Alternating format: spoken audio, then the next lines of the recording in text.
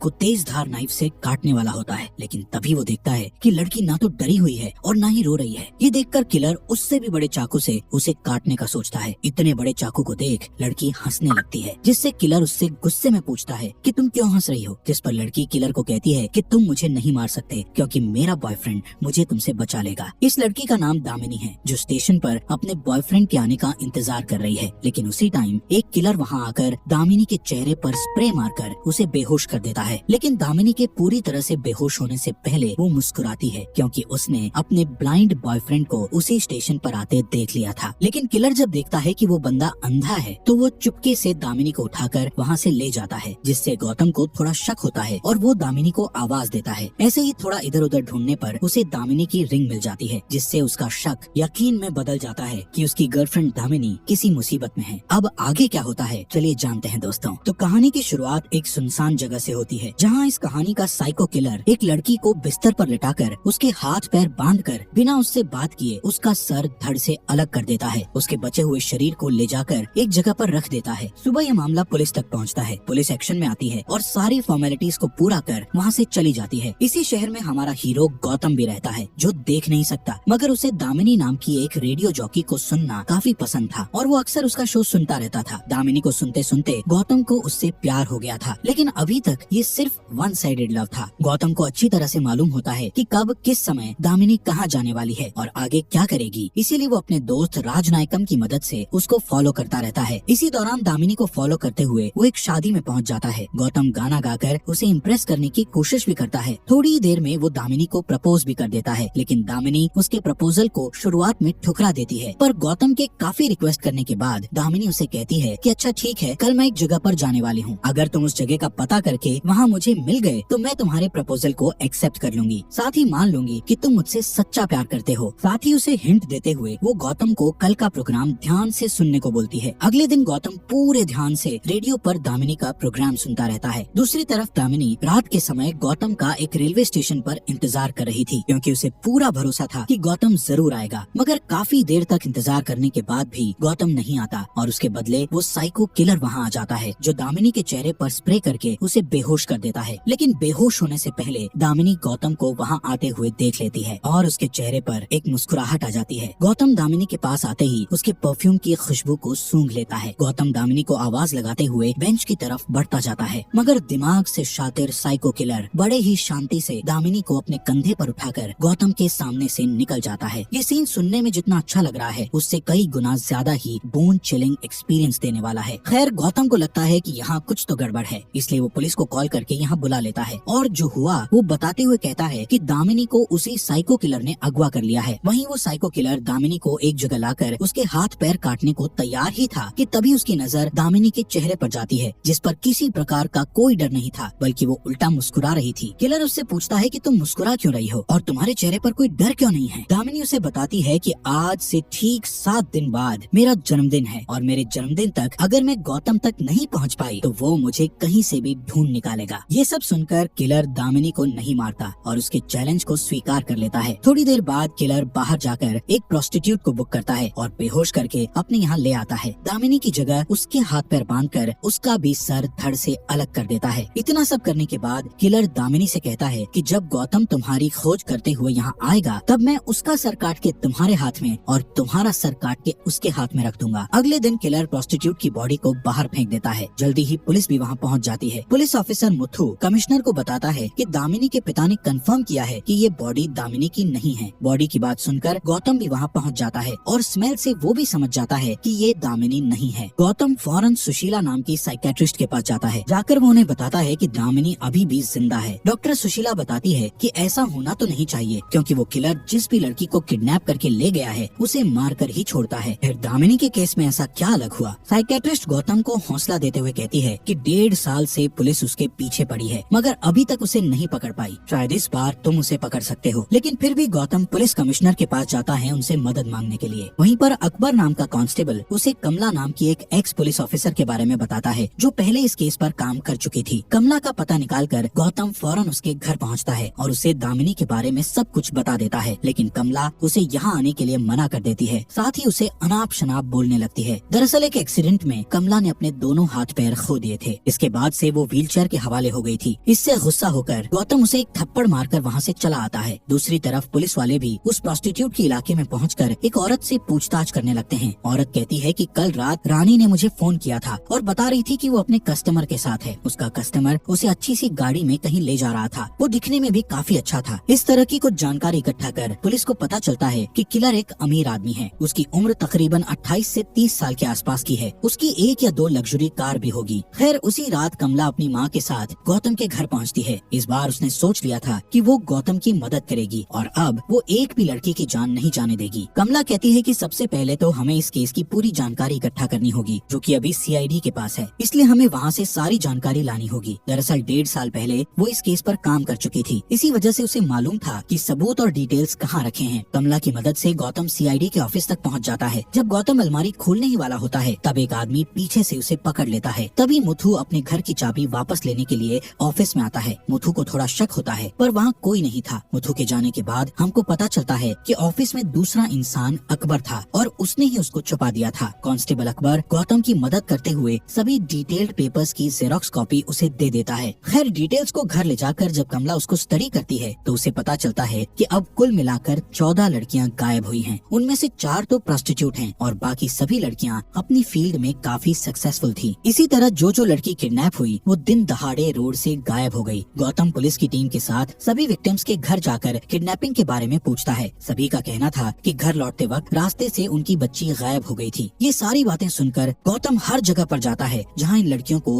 आखिरी बार देखा गया था। गौतम नोटिस करता है सभी क्राइम सीन पर एक चीज कॉमन है, जो कि एक डस्टबिन था, जिससे गौतम और कमला समझ जाते हैं कि जब वो लड़की अपने घर वापस जा रही होगी तो उन्हें डस्टबिन के पास जरूर कुछ दिखा होगा। इसलिए वो अपनी गाड़ी को रोककर उतरी होगी। पास ही खेल रहे बच्चों से पूछने पर उसे पता चलता है कि हमारे बच्चे ने रूपा नाम की लड़की के हाथ में एक पपी को देखा था। इस बात से गौतम और कमला प्रेडिक्ट करते हैं कि पहले किलर एक क्यूट से पपी को खरीदता होगा और उसे लाकर डस्टबिन के पास छोड़ देता होगा। फिर जब लड़की पपी को देखकर अपनी गाड़ी रोकती होगी तभी वो किडनैपर कहता होगा कि ये कुत्ता मेरा है, प्लीज इसे लाकर मुझे दे दो। और जैसे ही लड़की उसके पास जाती होगी वो किसी तरह से उनको बेहोश करके किडनैप कर लेता होगा। दूसरे दिन किडनैपर ठीक इसी प्लानिंग से एक नई लड़की को किडनैप करने वाला होता है, मगर वो इसमें सफल नहीं हो पाता क्योंकि कल कमला और गौतम ने ट्विटर पर ट्वीट करके सबको बता दिया था कि जहाँ पर भी कुत्ता दिखे तो उससे दूर ही रहें। इसलिए ये लड़की किलर के जाल में नहीं फंसी। ट्वीट का पता चलते ही तिलमिलाया हुआ किलर हैकर के पास जाकर ये पोस्ट डिलीट करने को कहता है और काम होने के बाद वो इस हैकर को भी मार देता है। उसी रात किलर उस लड़की को भी किडनैप कर लेता है जो आज सुबह इससे बच गई थी। किलर उस लड़की को अपने यहाँ लाकर एक बार फिर मार डालता है, मगर इस बार वो लड़की का सर काटकर उसका धड़ लाकर गौतम के घर के बाहर रखकर एक मैसेज भेजता है जिस पर लिखा था एडवांस हैप्पी बर्थडे। गौतम को उस लड़की के शरीर से एक अजीब सी महक आती है, इसलिए वो राजनायकम से कहकर एक सफेद और एक काले पिग को लाने के लिए कहता है। राजनायकम ऐसा ही करता है और वो उसके सामने दोनों पिग लाकर रख देता है। गौतम कमला को बताता है कि उसे इस लड़की की बॉडी के साथ ही इससे पहले मरने वाली प्रोस्टिट्यूट लड़की से सफेद पिग वाली गंध आ रही थी। वो लोग एक एक करके सभी पिग फार्म पर जाकर खोजबीन करने लगते हैं, मगर कोई भी पिग फार्म में उनको ऐसा यंग मालिक दिखाई नहीं देता जो किलर के हुलिये के साथ मैच होता हो। इसी दौरान मुथु को ये बात पता चल जाती है कि गौतम और उसकी टीम पिग फार्म जाकर पूछताछ कर रहे हैं क्योंकि मुथु ने एक आदमी को गौतम के पीछे लगा रखा था। मुथु ऐसे ही एक पिग फार्म पर जाता है और इत्तेफाक से एक फार्म का मालिक वही किलर होता है जिसे ये अभी तक खोज रहे थे। पुलिस को अपने यहाँ देख किलर घबरा जाता है और पुलिस वाले को इंजेक्शन लगाकर बेहोश कर देता है। इसके बाद हम पुलिस वाले को उसके कमरे में बंद देखते हैं जिसमें किलर अपने सभी कारनामों को अंजाम दिया करता था। जब वो किलर वहाँ पर नहीं होता दामिनी उसको होश में लाकर उसे यहाँ से भागने को कहती है, लेकिन मुथु कहता है कि मुझसे नहीं हो पाएगा। थोड़ी देर में वो साइको किलर मुथु के पास आकर उसे भी मार डालता है। इसी तरह सभी पिग फार्म की जांच करने पर गौतम और उसकी टीम के हाथ कोई सबूत नहीं लगता, लेकिन कमला को पूरा भरोसा था कि किलर इन्हीं में से किसी एक पिग फार्म में मौजूद होगा। नतीजे ना मिलने पर बेचारा गौतम काफी दुखी होता है और फैसला करता है कि आज रात वो घर पर अकेला रहेगा। थोड़ी देर बाद साइको किलर की गाड़ी वहाँ आ जाती है। गौतम समझ जाता है कि ये किलर की गाड़ी है, इसलिए वो जानबूझकर अपने घर से बाहर निकलकर अपने हाथ में एक कैक्टस का पौधा लेकर गाड़ी के पास जाता है। वहीं दूर खड़ा राजनायकम अपनी गाड़ी से किलर की गाड़ी को फॉलो करने लगता है। दोनों के बीच में एक काफी लंबी चेज होती है। दुर्भाग्य से राजनायकम किलर के हाथों मारा जाता है। किलर राजनायकम के फोन से गौतम को फोन करके बताता है कि मैं दामिनी को उसके जन्मदिन वाले दिन मार डालूंगा। गौतम को अगले दिन राजनायकम के बारे में पता चलता चलता है। ये सुनकर वो बहुत दुखी होता है, लेकिन राजनायकम उसकी आंखें था, साथ ही एक सच्चा दोस्त भी। पोस्टमार्टम करने वाले डॉक्टर गौतम को उसका सामान देते हुए उसे बताते हैं कि किलर उसकी दाहिने हाथ की छोटी उंगली को काटकर अपने साथ ले गया है। ये सब देखने के बाद गौतम कमला और उसकी माँ को कहता है कि वो अब और किलर के पीछे नहीं भागेगा। इस बात से कमला काफी नाराज हो जाती है और कहती है कि अगर तुम्हें इतनी जल्दी हार माननी थी तो मुझे क्यों निकाला अंधेरे से बाहर? क्या जरूरत थी मुझे उम्मीद देने की? सब मेरी गलती थी जो तुम पर भरोसा किया। अगर उस समय मैं कॉलेज की सीढ़ियों से नहीं गिरी होती तो आज मैं ये केस अकेले ही सॉल्व कर लेती। ये कॉलेज वाली बात सुनकर गौतम और कमला सीधे उस कॉलेज में जाकर पूछताछ करते हैं जहाँ कमला 1.5 साल पहले आई थी। दरअसल यहाँ एक स्टूडेंट का भी मर्डर हुआ था। उसी सिलसिले में कमला यहाँ आई थी। सीसीटीवी फुटेज की जांच करने पर एक सस्पिशियस आदमी दिखाई देता है जो अपना मुंह छुपाए हुए बैठा था। कमला और गौतम दोनों फौरन प्रिंसिपल से मिलते हैं। उनसे पूछते हैं कि ये कौन व्यक्ति है जो इस वीडियो में आपके बगल में बैठा है। प्रिंसिपल उन्हें बताते हैं कि मुझे ये तो नहीं मालूम कि वो आदमी कौन था, लेकिन इतना जरूर कह सकता हूँ कि वो एक लेफ्ट हैंडेड था, क्योंकि उसने मेरे यहाँ पॉपकॉर्न भी बाएं हाथ से लिया था। साथ ही पूरे फंक्शन के दौरान उसका दायां हाथ उसकी पॉकेट में ही था। ये सब जानकर गौतम के दिमाग में एक बात अचानक से स्ट्राइक करती है और वो फौरन ही जाकर राजनायकम के सामान की जांच करता है। इससे उसे क्लियर हो जाता है कि किलर की दाहिने हाथ में छोटी उंगली नहीं है। दरअसल ये सुराग था जो गौतम का दोस्त उसके लिए छोड़ कर गया था। जब किलर गौतम के घर आया था तभी गौतम ने उसकी गाड़ी का माप ले लिया था। इसी की मदद से वो अलग अलग कार बनाने वाली कंपनियों में पूछताछ करता है और आखिरकार उन्हें सफलता मिल जाती है। एक कार कंपनी वाला बताता है कि ठीक आपके बताए अनुसार अंगुलीमाल नाम का एक आदमी है जिसके नाम एक होटल है और एक पिग फार्म भी है। किलर का पता कर कमला और गौतम उसी पिग फार्म पर जाते हैं, मगर वहाँ उन्हें पता चलता है कि अंगुलीमाल अभी बाहर गया है। इसी मौके का फायदा उठाकर गौतम उसके ऑफिस की छानबीन करने लगता है। इसी खोज पड़ताल में गौतम को एक मैप मिलता है जो लाकर वो कमला को दिखाता है। यहाँ से सीन शिफ्ट होता है और हम एक बार फिर दामिनी को देखते हैं इस बंद कोठरी में। दामिनी को एक औरत दिखती है जो कई सालों से यहाँ कैद है। दामिनी के पूछने पर वो बताती है कि मेरा नाम रेचल है। रेचल अंगुलीमाल की टीचर थी। अंगुलीमाल एक अनाथालय में बड़ा हुआ था। बचपन में रेचल ने किलर को सजा दी थी, उसी का बदला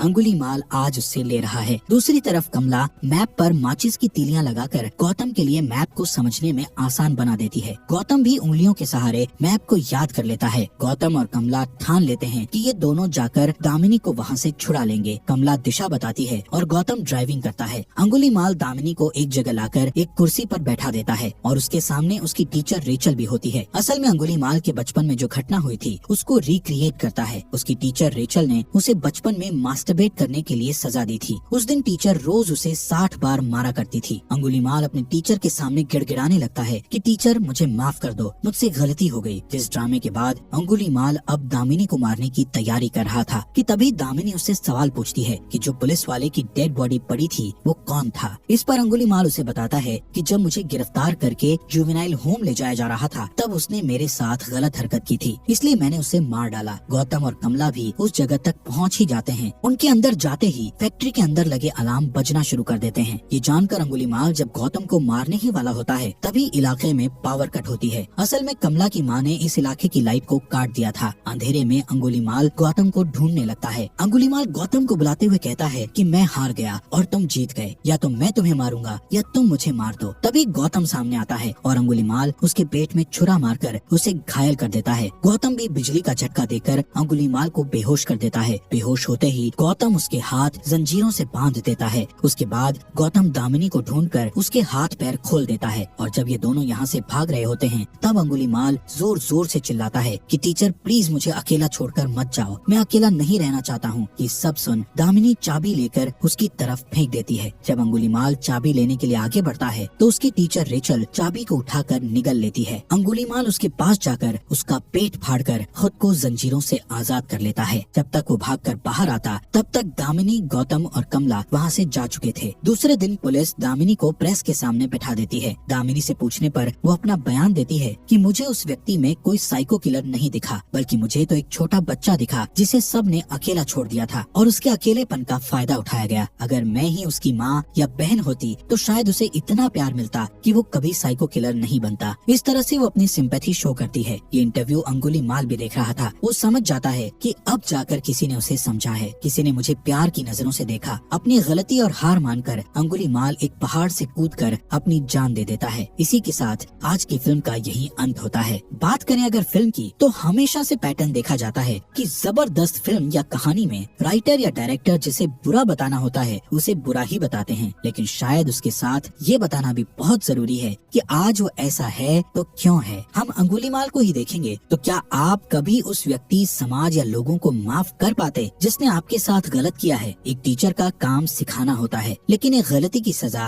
रोज बार बार देना ये गलत है, जैसा कि हमने इस कहानी में देखा। इसी के साथ ये कहानी यहीं पर खत्म हो जाती है।